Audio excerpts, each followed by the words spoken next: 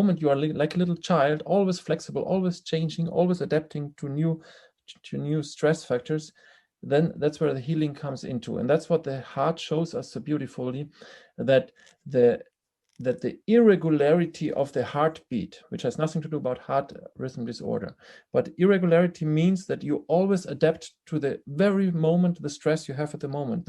When you breathe in, the pulse starts to accelerate. When you breathe out, it deaccelerates.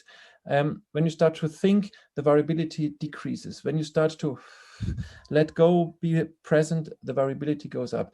So the funny thing is that the regulation of our body is a kind of irregularity, is that you have to adapt to everything what is happening all the time. The Matrix is one of my all-time favorite movies, because when I saw it, I was like, oh my gosh, this is like a documentary. You know, the real matrix of it all is that if you want to affect everything in your body, start with the lymphatics, because it literally affects every aspect of your body. Every nerve cell has lymphatic tissue. Your gut has lymphatic tissue. Your skin, you have superficial lymph, you have deep lymph. You know, if you want to be wide open and awake to what's really going on, you got to move the lymph. And that's the red pill versus the blue pill. It's also about using your brain versus the mask.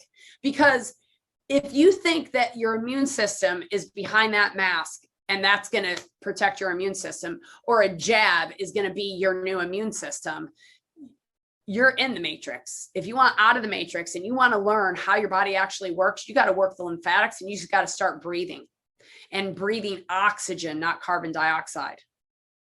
That's using your brain. Your brain needs to drain because it's running the whole show.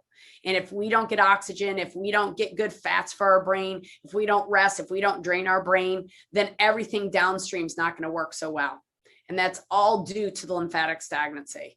So welcome to the matrix. Welcome to the red pill. Welcome to the lymphatics. And so many. And remember this, you know, there's nothing more important. There's nothing more foundational than breathing.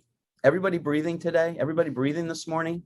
That's our little ongoing joke at True Wellness. We know, because you'd be surprised how many people do not breathe. And you would be surprised how many times that you realize, wow, I'm actually not breathing. Right? Because holding our breath.